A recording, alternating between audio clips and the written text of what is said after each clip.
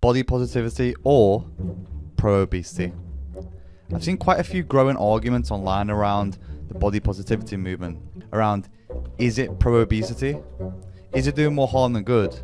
Or is it helping people with their self-esteem and enter the fitness space? What is body neutrality? And are more and more brands taking advantage of this movement just to seem more authentic? I got thinking about this topic this week after the movie was released not so long ago, The Whale. I don't know if anyone's seen it yet, but it's essentially a movie played by Mr. Fraser, who is an amazing award-winning actor. And this tweet was published this week by Dove, of all people. Stop giving fat suits awards. We want better representation in Hollywood. Now, it got me thinking about the whole woke situation that comes up in the media quite often, and how this argument between is something fatphobic, is it body positivity, are we seeing a big enough representation of larger people? And there's parts of me that is undecided on where I sit. On one hand, we've seen obesity rates absolutely soar throughout the world, with also a big rise in body positivity. Is this correlation or causation? We saw a rise in the amount of people who are promoting body positivity or larger bodies, but I don't think that's the root cause of why we're seeing soaring obesity rates. Like, for example, the Health Survey for England 2021 estimates that 25.9% of adults in England are obese, and a further 37.9% are overweight, but not obese. Obesity is usually defined as having a body mass index of 30 or above. BMI between 25 and 30 is classified as overweight. So first off, BMI is one of those topics that is often frowned upon, and sometimes for good reason. But my argument with BMI is if you have BMI plus common sense, you probably usually fall in the realms of something that is worthy as a metric. The reason why is if a lot of people say, well, Arnold Schwarzenegger when being classed as overweight. Yeah, but no, the majority of people aren't Arnold Schwarzenegger walking around with 100 pounds of muscle to his frame. Most of the people who fall within the realms of BMI, we can usually apply, okay, if you look like you are a bodybuilder or an England prop, if your BMI says you are overweight, you're probably not. The exact same goes though, that even those guys who are huge muscle heads and bodybuilders who are classed within BMI as overweight, it doesn't always mean that they're healthy. What we've got to think about is if you're carrying around a lot of weight on your joints, on your heart is still the same size. It's still got to pump blood around the same size body. It's still got the same amount of stress on it, albeit obviously muscle is a lot healthier than fat. But the argument for BMI shouldn't be a metric. It's just bullshit in my opinion. This year we also saw the following covers on Cosmopolitan, and I think it was looking down the realms of healthy at any size or this is healthy. I think we can all agree that when we hear hooves, it's usually horses. And what I mean by that is if someone looks unhealthy, they probably are. There's going to be the odd outlier where we'll have people who are or look overweight but are metabolically healthy. But most of the time, the majority of people who are largely overweight and carrying around more mass are going to be unhealthy, or they're going to have a higher chance of heart disease, a bigger risk of diabetes, a bigger risk of cardiac arrest. The other big thing that it does with this is we're already suffering in terms of the NHS being overly populated and having such a small budget. Obesity crisis, which costs the NHS 6.1 billion each year. And with almost 2 in 3 of adults in England overweight or living with obesity, we have to do something apart from just tell people to move more. I agree with that 100%. But also telling people that this is healthy and almost taking the control away from them isn't healthy in my opinion. I do think seeing more bodies that look like other people is going to be helpful, like I said in previous videos, getting people into the gym. But just simply telling people you are beautiful the way that you are, or beautiful at all sizes. How many people who actually celebrate the fact and say, I am beautiful at such and such a weight? If you were to ask most people, do you want to be fat when you're older? They would say no. If you ask most people if you could drop a stone or 2 stone like that, would you? I'd say the majority of people will probably say yes. Not because they want to look a certain way, but the feeling of having less weight on your joints, on your bones, on your heart, being out of breath less, having better sex, being able to move more, being able to chase your children, being better at sport, is going to have a lot of both physical and mental benefits. Now, back to the Whale movie, which has had a bit of controversy and backlash online just due to the body fat suit.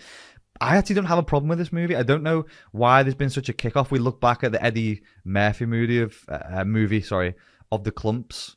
I think it was Professor Clump, and it was comedy. It was funny. I think because it's maybe more of a serious movie, people are calling for there to be bigger bodies or bigger actors playing that role. But if you've got a role where you want a proclaimed actor to play it because they're going to do a better job, I'm not a big fan of equal outcome, equal opportunity by all means. But I did this podcast with Ethan Suplee, and he spoke about how he was kept in a smaller sample group of bigger actors because you had more opportunities to maybe play roles. Whereas when he lost weight, he was then in a sample size which was a lot larger to try and get movies. Like, you look great at the moment. Do you think that's opened up different opportunities for you, and it will do in the future in regards to your acting career?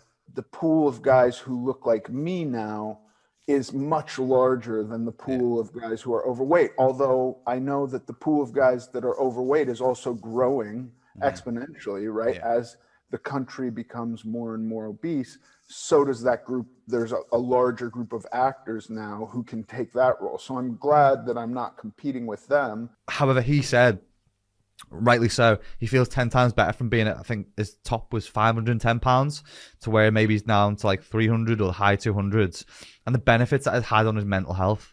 Now, the one thing that I do massively disagree with is the body positivity movement. The reason why is I just don't think you can be body positive every day. You can't look at yourself in the mirror every day and go, I am God's gift. Maybe you can, but exactly the same way that you can't be happy every single day. And if people are, it's usually because they're fake positive, and those people are just fucking annoying. But I'm much more of a fan of body neutrality. Now, body neutrality is a movement that acknowledges that we may not love our bodies every single minute of every day, but emphasizes that there's nothing wrong with that. Instead, proponents of body neutrality encourage us to accept our bodies as they are and not punish ourselves even if we aren't society's dream or perfect. And I can get on board with that because there's some days where I look at myself in the mirror and I feel like the Michelin Man, and then sometimes I look at myself in the mirror and think, do you know what? I actually look like Brad Pitt who played Troy. The other thing, if we look at a study from WHO, I think they published it last year, by the World Obesity Federation predicts that 1 billion people globally, including 1 in 5 women and 1 in 7 men, will be living with obesity by 2030. The findings highlight that countries will not only miss the 2025 WHO target to halt the rise in obesity at 2010 levels, but that the number of people with obesity is on course to double across the globe. There's a multitude of reasons why obesity is on the rise. There's a much higher convenience of high calorically dense sugary foods. One of the biggest things that is often an underlying issue, or the biggest underlying issue, is poverty. And I think if you're looking at, well, how much is a healthy meal versus how much is it to buy up a microwave piece of shit, then families who are living on the breadline are much more likely to go towards those type of meals, which may be a lot more calorically dense, a lot more convenient, lasts a lot longer. So poverty is a massively overlooked factor when it comes to these kind of things. But what we're looking at is people who are promoting a larger body is healthy. Like, if we look at this guy, he's massively overweight and he's made a career off fast food binge eating. And if we look back to how this guy's called Nick Avocado, this is how he used to look. And this is how he looks now. Two massive different scenarios. And the thing that he's done is he's outsourced his self-worth to other people by getting clicks, views, likes, comments for being a fat, gluttonous person. And it's then spiraled out of control. He's even admitted that his own mental health has deteriorated as he's put on weight. There's been a correlation between the weight that he's put on and his mental health. And this is no surprise.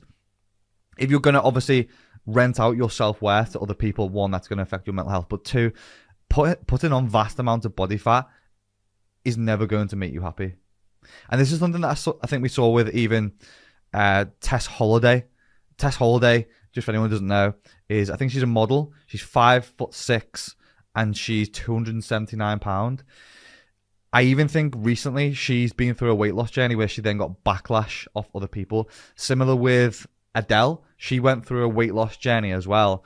And sometimes what you'll find is people who are in bigger bodies, who people can relate to and refer to, people identify with that. And then when these people lose weight, it almost shines a light back on them to say, do you know what? I actually don't want to be this bigger body. I don't like feeling uncomfortable. I don't like being overweight. I don't like feeling this way. And when those people decide to change that, it gets a backlash from other people. This is one of the videos that has caused the biggest... I actually can't believe it. This was a video by a therapist, an actual therapist. I'll let you just watch this and we'll go through it. So, intentional weight loss. So, you purposely saying, I want to lose 20 pounds is fatphobic. People who are intentionally losing weight are fatphobic. I have no words. And you might be like, what? Oh my goodness. I'm not trying to be fatphobic, but you are. You're being fatphobic to yourself. Why do you want to lose 20 pounds? It's probably to fit into something smaller. It's probably so people treat you better. It's probably for all the reasons that fat folks are shamed simply for being fat. Maybe some people just want to be better versions of themselves. Maybe some people want to be around for a lot longer, because people who are obese double their chances of mortality. They have higher risks of cancer. They have high risks of type 2 diabetes, high risk of coronary heart disease, stroke, gallbladder disease, high blood pressure, higher cholesterol. These are all things that come along with not just being obese, but being overweight. And the more overweight that we get, the higher those risks are as well. So maybe some people just want to be fitter and healthier and not just fit into a perfectionist, self-perceived version or a comparison to other people that then causes them to fit into this new look that they're trying to achieve. One of the things that also got me thinking was it was a phrase that my friend Chris Williamson used. I can't remember the exact terminology that it was, but it's basically around how we'll often see a lot of people who fall into those realms of body positivity or anti-diet culture, and the people who have tried to lose weight before, failed at it, and then they oppose that group, or they oppose that thing that they failed at and made them feel shitty. So we'll often see it with people. You'll often see people in anti-diet culture who will massively push back against people trying to lose weight, or call people fatphobic for trying to lose weight because they probably failed at it themselves. It's those people that have failed the game who then say these rules are bullshit and oppose them and become an oppressor of it. I think they're dangerous people. I think a big push behind creating high representation or creating these kind of things that healthy at any size, or these kind of campaigns that I do think do some good because they help us see different bodies, they help people relate to different bodies, they help pull people in gyms. However, there's some brands that create a different message from it, of saying that people can be healthy at any size, which just simply isn't true. I think if you apply common sense to both of these situations, we can all agree that being overweight and obese is not healthy for the majority. And exactly in the same way, I don't agree with how magazines promoted that people who basically looked anorexic and massively underweight should be the pinnacle of beauty. I don't think either end of the spectrum is healthy, and we should be looking for something in between and not promoting either end. I think it was maybe why we saw a big pushback against the Victoria's Secret models, and that this was held up as an ideal for women. Exactly the same way, I don't think either should be held up on a pedestal. But we should also realize the fact that both of these bodies exist and that we should see them so that people can relate. But just to take it back to where we started today's YouTube video with Brendan Fraser and the whale movie. I've not actually watched the movie yet. I just thought it was really interesting to see again another brand such as Dove jump on the back of trying to act like the white knight and take the moral high ground in a situation that just didn't need to be taken. The stance didn't need to be taken. I don't believe that we're not seeing a representation in different sized bodies because an actor's wore a fat suit. I think Brendan Fraser did a fine job of depicting what it's like to be an overweight person or clinically obese from the clips that I've seen. Brendan Fraser tried to put on weight for the movie. So if you see some of his interviews, well, pull up some pictures up for, he's a little bit chunkier than he usually is. And that's because he actively tried to put on weight for the role. But the fat suit that he used was huge. He had to wear it all day. He was sweating from using it. He was tired at the end of the day because this suit was representative of what it would be like to spend the day being that overweight. And it was exhausting. He actively speaks about it in some of the interviews. So to conclude, I'm not a fan of fat shaming. I don't think fat shaming works in any degree. In fact, that we actually know from research that fat shaming does the opposite or has the opposing effect to what a lot of people will use it for. People think that you can fat shame people into being healthy or being fit or dropping weight. We know that fat shaming demotivates people and it drives people further away from the end goal of what people potentially want to achieve. However, if there's anything that's proven that being obese or overweight was not a good thing, it was through the COVID era. We know we saw a lot higher death rates, and I'm not getting down a COVID rabbit hole. However, I think we need to realize that how important to have our health is. It's not just about having a six-pack or being lean or being a bodybuilder or being the size of a fucking house. It's about looking after yourself and wanting to be better. It's about those habits that come around being healthy and being fit and being able to perform and being able to do more things. I think having acceptance of all different bodies is super useful and super helpful. But this woke bullshit that comes up in terms of promoting that big bodies are healthy and everyone's fat phobic who is trying to lose weight, or saying that doctors are fat phobic who still use the BMI metric, it's just bullshit. For me, things to focus on if you want a better life or to lose weight, for me, are massively habitual because they will last way longer.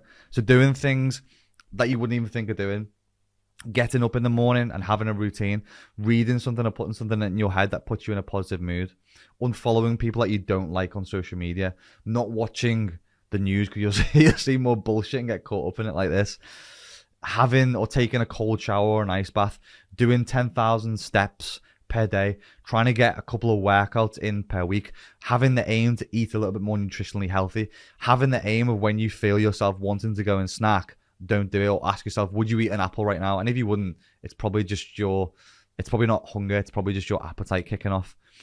And if you, like I said in last week's video, if you can't do 5 workouts per week, do 3. If you can't do 3, do 2. If you can't do 10,000 steps, do 5,000, do 6,000. It's not black and white. For me, I just end up asking myself, what's going to give myself the best quality of life? And I don't believe for 1 minute that being obese or being overweight offers you the best quality of life. And I think that anyone who's overweight or obese can probably accept that. I don't think that for 1 minute that these people should be criticized or ridiculed or be seen as less of a person. And we know that we're doing a terrible job with helping those who are overweight. So there needs to be a massive change in that. But I also don't think by telling people that sometimes you're just fine the way that you are, because we'll find some people who are overweight, who are depressed, who are having issues, to simply tell someone that you're fine the way you are does them an injustice. Be really interested to see people's opinions or hear people's opinions on this one. If you watch the Whale movie, let me know what you thought, because I'll probably watch it over the next couple of weeks after I've been to Disney and full-heartedly ate my body weight in churros. But please leave any comments below. If you enjoy this style of video again, please like, subscribe to the channel because there'll be more coming, and go after that better life. I hope you enjoyed this video. If you did, please drop a like. If this is your first time visiting my channel, subscribe. I'll catch you in the next one. Bye, guys.